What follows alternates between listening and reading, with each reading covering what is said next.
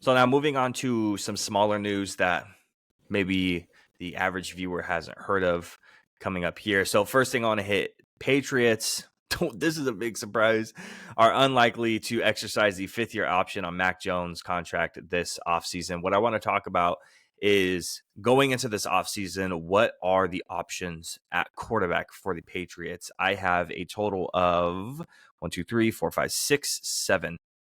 I have 7. Yeah, right.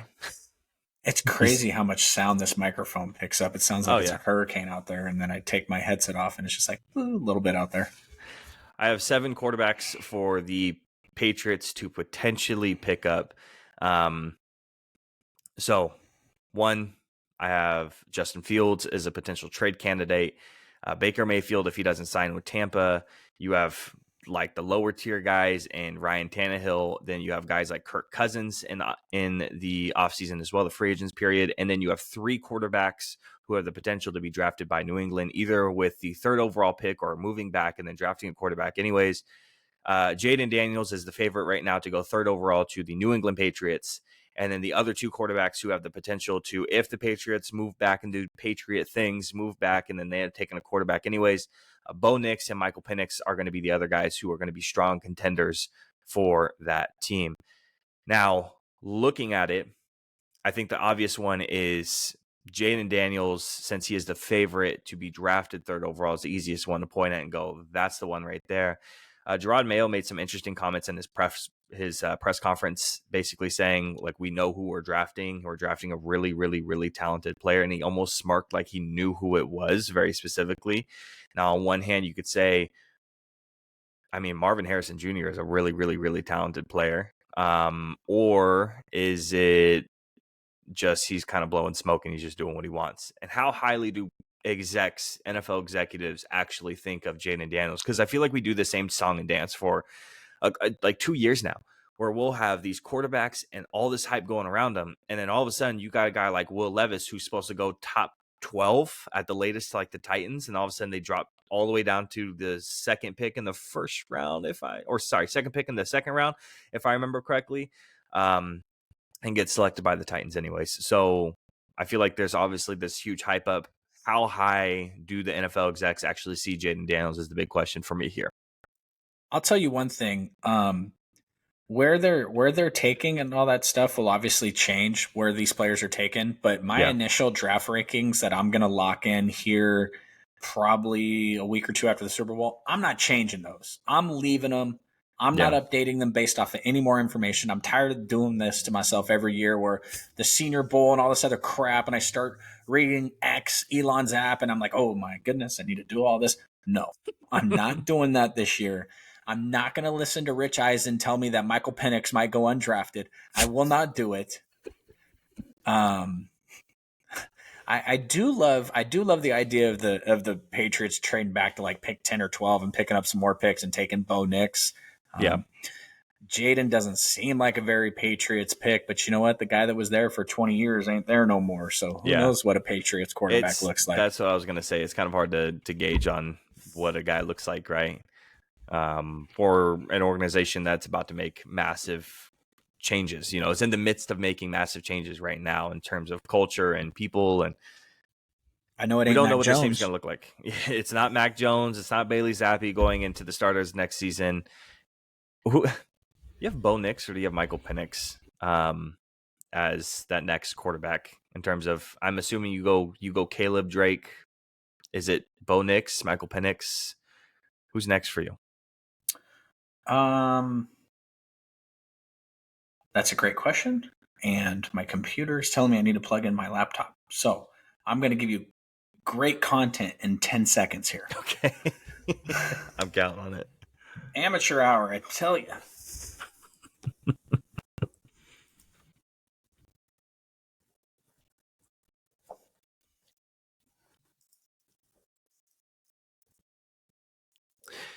Well, for all the viewers out there, I just want to let you guys know that I have Bo Nix in front of Michael Penix. Did you fill in the silence or did you just stay silent? I filled in the silence. What'd you say? The viewers already know who I have ahead of whose. I was letting them know. All right. You asked me if I have Michael Penix or Bo Nix. So who's that next guy? Who's that third guy? Or is it someone else going up to that third spot? I think it's Michael Penix. I think Okay. there's really good reasons to drop him. His health and all these things, but Yeah. he played really well at the highest level. And I'm really beginning to believe a lot more in these quarterbacks that have played a lot of time, thrown a Yeah. lot of footballs. And I just, from what I watched Penix do, watched a ton of them. Yeah. That's my pick. But I'm guessing you went the other way. I went the other way. I mean, honest to God, like you could flip either one of these one way or the other to me. I like Michael Penix. I think that he has the second best ball placement in this draft, right behind Drake May.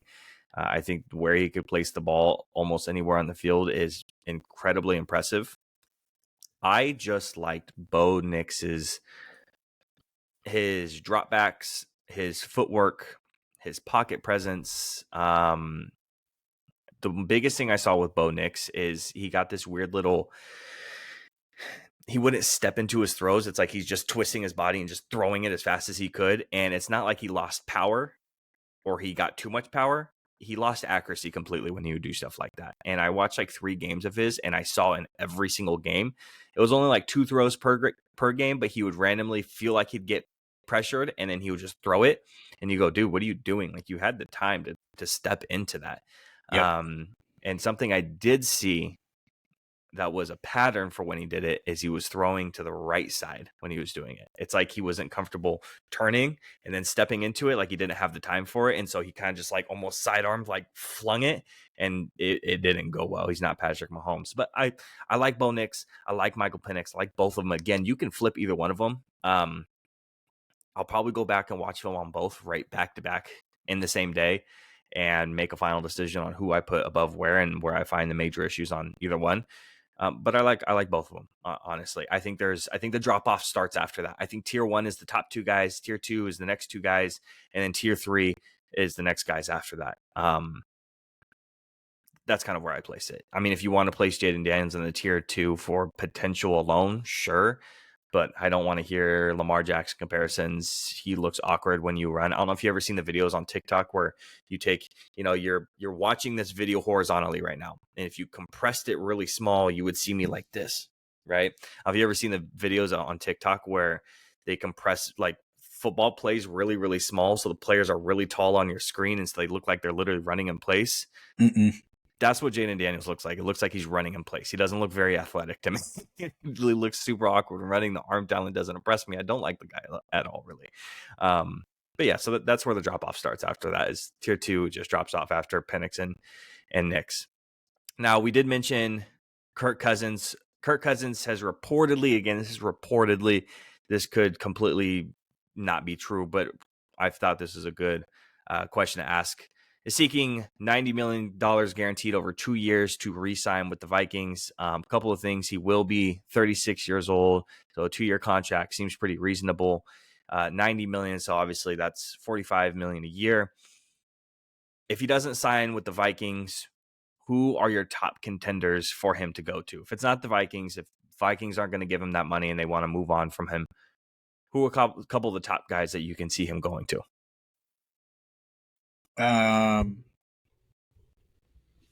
The Bucks. Yep. The Saints. Okay. The Patriots. I think if the Patriots draft Jaden Daniels, Kirk makes a lot of sense on a 2-year deal. The Raiders are kind of like my love idea, but they're paying a lot of money to quarterbacks right now. Can I throw something wild out there? As long as you don't say the Seahawks, I'm cool. No. So if he would want to go to a team that's ready to win, like right now, and has a lot of the roster to win right now, but you might have a little bit of question about the quarterback. Don't say the Falcons either. No, you don't have a little bit of question with the quarterback there. Would it be that insane to see like again, you're basically trying to go all in for this at this point. I'm gonna throw the Dolphins out there, and I know it's really crazy, but a team that's ready to win within the next 2 years, you might have a little bit of questions about the quarterback. You could potentially see a landing spot in that area too. Yeah, I mean, I because think the thing is something's going to get blown up here eventually, right? I mean, Tyreek Hill's already kind of come out and said a little bit that he was playing with the idea of retiring, and now he's saying that he's going to play out the rest of his contract, and then he's going to be done. Now the thing is about the rest of his contract, I'm pretty sure this last year takes up like $50-something million in cap space or something, something stupid. So I'm interested to see where that goes. So if Tyreek Hill's done at that point, and if you want to go all in because Tyreek and Kirk Cousins are going to be your ride to the Super Bowl, I don't see why not. But are you really going to blow it all up and not have a future at the quarterback spot? Kirk has had a little bit of the suspicious play in weather, though. Mm-hmm. So if that's your big thing with Tua is you don't think he can win in the AFC playoffs. I'm not sure if Kirk is the answer. Yeah, no, for sure. I see that. I don't know if I see him going back to the Vikings either. I would honestly, in my opinion, I would put that at less than 0. Yeah, because they were blowing that team up last year. They're trying to trade away Danielle Hunter, and yep. Who knows what they do this offseason with their star wide receiver. Yeah, I think we know what they're going to do with him because that's what they do with all their star wide receivers. But yeah, I don't see him going back to the Vikings. I don't think that makes much sense to me. Yeah. Speaking of the wide receivers, a couple of wide receiver contract things I want to talk about. Brandon Ayuk, we have to sign Higgins, him no matter what. Very Mike quickly. Evans, and where's my last guy? Calvin Ridley. So I'll talk about those guys here. So Brandon Ayuk's first. He's expected to ink a new contract with the 49ers that are supposed to be in the range around $20 million a year for 4 to 5 years is roughly where you're looking at. Now, as a 49ers fan who knows where potentially who you're going to have a free agency, who's going to be coming up to sign, I don't have all that information here in front of me. Who does that put on the chopping block, or who is going to be the odd man out on getting signed if Brandon Ayuk gets signed by the Niners?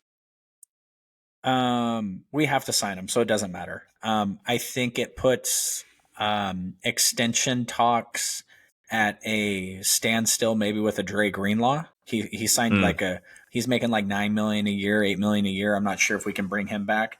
And also, I think it puts Eric Armstead on the chopping block a little bit. I'd have to go and do some research on him. Sucks. He'll be part of the. We'll get more into this obviously when we can spend the time to research. But I'd have to look at the cap hits and when the best time to cut a player like that is. But we can extend Brandon Ayuk next year with no problems. It's the hell that awaits us moving forward with if Mr. Irrelevant wins us a Super Bowl and what the hell we're going to have to pay him. So, yeah, you and me have talked back and forth about Brandon Ayuk, Deebo Samuel probably 10 or 15 times.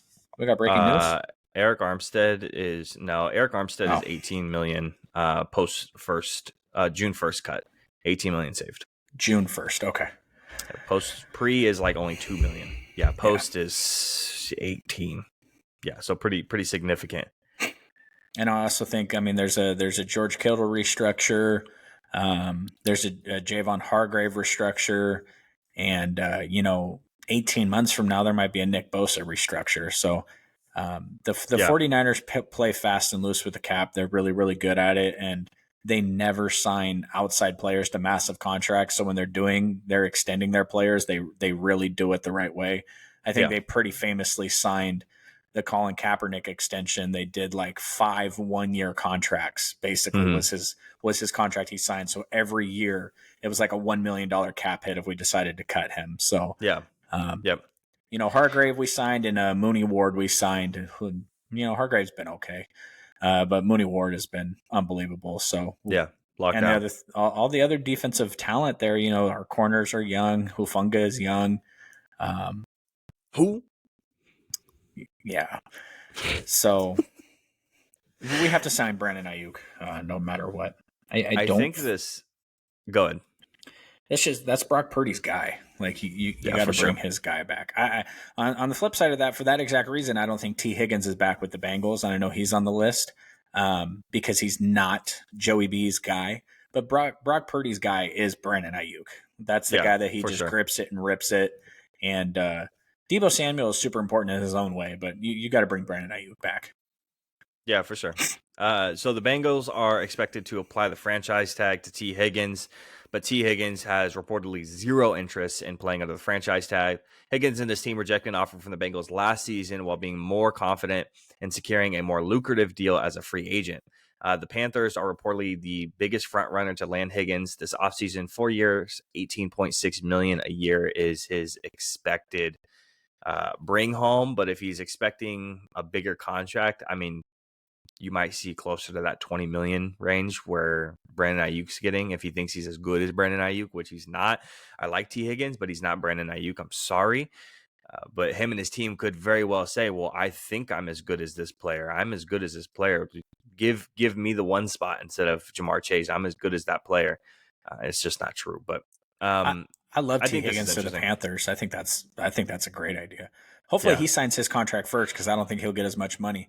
God help us if CeeDee Lamb signs his first, and then Brandon Ayuk is like, I want the CeeDee Lamb money because if I got all the targets CeeDee Lamb had, I'd have the same amount of receptions and yards. So give me his money. I don't know about that because that dude's going to get paid. I think it's funny that those two guys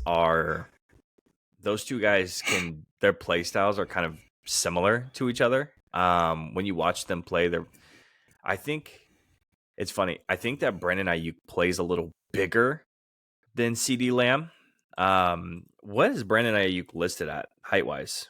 He's just so damn physical, man. That's why people feel that way because you see a Christian McCaffrey 60-yard run and Brandon Ayuk is carrying his block down into the end zone. So he's just, Yeah, he's 6 foot. I'm pretty sure CD is I'm pretty sure CD's like 6'3", 6'2", 6'3". Yeah, and CD doesn't play that way. He's played bigger as time has gone on. He's 6'2", 200 pounds.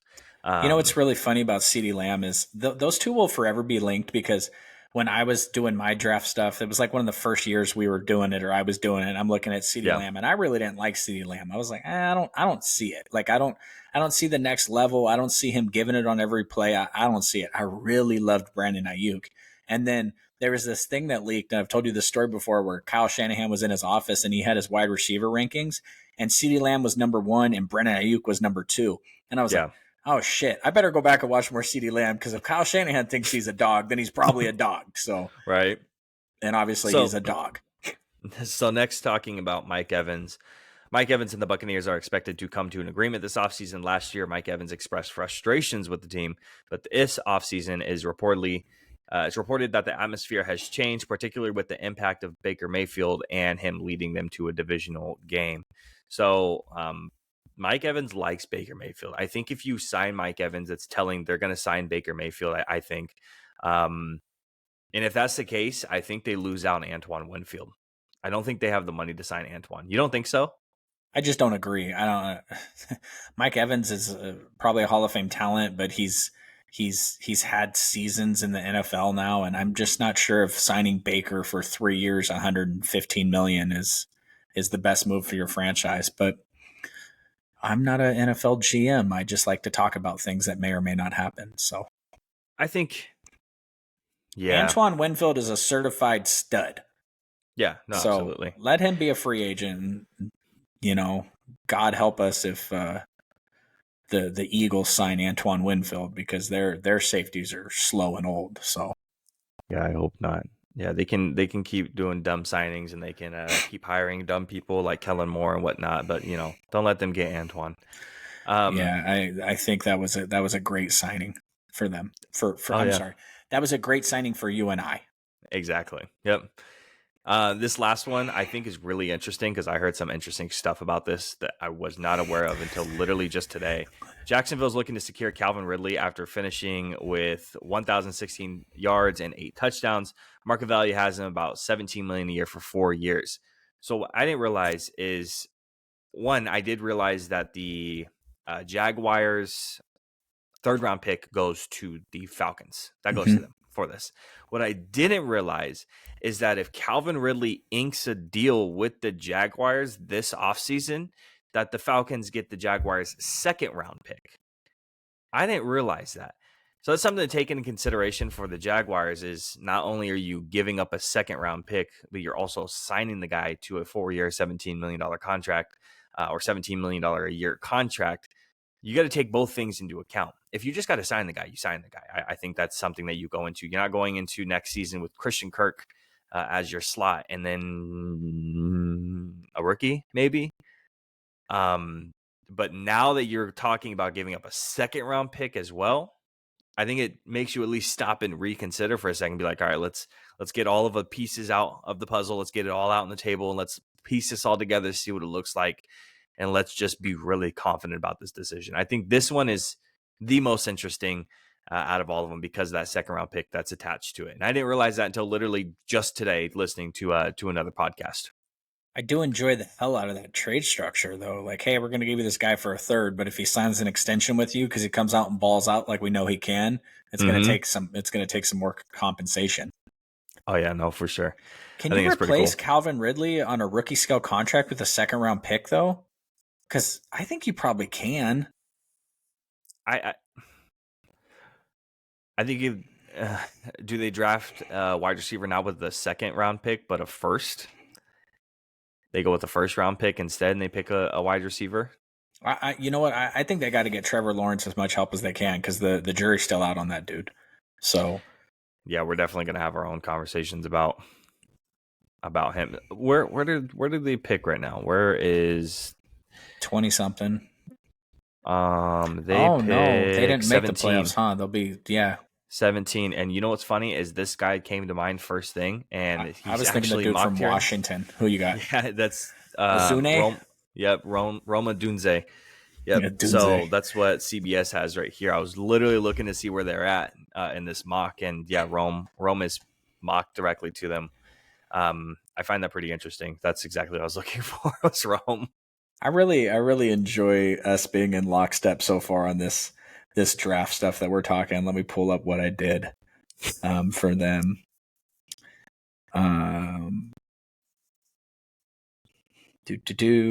Perfect content. Yeah, I went wide receiver for them also. I already had him drafted, so I went the kid from LSU. But yeah, I definitely think I think they need to do something for him because. Wait, hold on. Wait, you think Neighbors will fall to 17? Is that what you're saying? No. Oh, okay. I was it's now you're gonna make me look again. Brian. What's his name? Brian. Brian Thomas Jr. Oh, okay. LSU is going to have two wide receivers go in the first round. That's nuts. That's why they got a freaking Heisman winning quarterback that's overrated, but whatever. Ooh, all right. Talking about wide receivers, still, I want to talk about, dude, I think this just caps off his whole reign with with Kansas City. The whole Kadarius Toney drama. Dude's a moron. Going on Instagram Live just to kind of accuse the team of exaggerating and falsifying his injuries. And you know what I wish the GM would just come out and say, hey, you know what, he's right, he fucking sucks, and we tried to give him an out by saying he was having his baby and he had an injury, but he's so trash, we're not interested in him being part of the team anymore. You're right, we lied.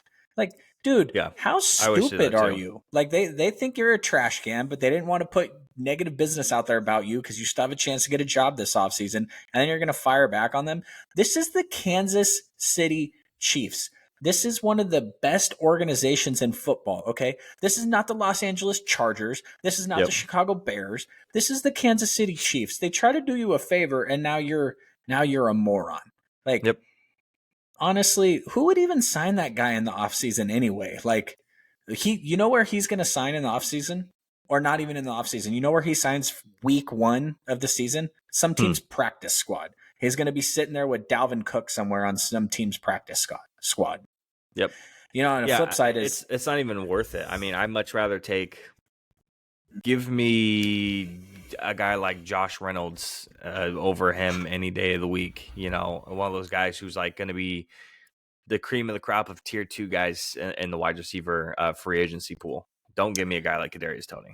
Yeah, another thing that's kind of funny, practice squad players is much was made of the Dalvin Cook thing, and then old Zach Ertz signed with the Lions, and then they didn't even have him up for the game. Maybe you should have signed a couple weeks ago, player. Like you thought you were just going to roll in, sign, and they were going to put you in over Laporta. How'd that work out for you? Yeah, man. Meanwhile, we're throwing game saving passes to frickin' Chris Conley. So that practice squad thing is if you look at the wide receiver pool for the free agency, Mike Evans, Odell, Curtis Samuel, Tyler Boyd, Cedric Wilson. I'm taking Cedric Wilson and Kendrick Bourne and DJ Shark over Kadarius Toney. I'm not Paris Campbell, Mecole Hardman, Braxton Berrios. Give me Jakeem Grant. I might take Nelson Aguilar over him. Like, dude, get him off my team. Leave me alone. I don't ever want to see him again. Type beat. Yeah, bro. Don't talk negatively about my guy Kendrick Bourne, man. That's my guy. I like Kendrick. I do. All right, I don't even want to talk about this guy anymore. Last thing I want to talk about with the smaller news, is Teddy Bridgewater. He's retiring. I know you texted me and you were sound like you were pretty surprised about it. This is something that came out like early December. I'm gonna cut you off. I got one for you. Okay. All right. Kadarius Toney or Chase Claypool, if you had to take one. Oh. I went to look at the wide receiver free agency. Who was the biggest trash can I could find? And I'm like, all right, who's the biggest trash can wide receiver free agency that I compare to him? And Chase Claypool has to be absolutely perfect for this. Okay, let's see. Google flip a coin. And that's how I feel about my decision. I don't care. Dude, if I had to pick, man, I guess Chase Claypool, because his antics are on the field, not behind the scenes. And you'd rather have the guy that gives up on the field than the guy that just puts bad stuff on social media? Yeah, why not? Whatever. He's not going to be playing on the on the field very much anyways. He can't poison the locker room at the very least. At least Claypool can catch the damn ball. He may not block, but he can catch the ball. Sorry. Man. Hey, Teddy Two Gloves. That's I remember one of my favorite things about Twitter is everything breaks on Twitter and everything always comes out there first. And I remember reading that when he hurt himself, that players who saw the injury saw it actually happen, literally like fell to their knees and threw up on the field because it was so disgusting at what happened to his knee. So Teddy Bridgewater, a la Alex Smith, the fact that he went through what he went through and he came back and made a career of it, that's a round of applause to me.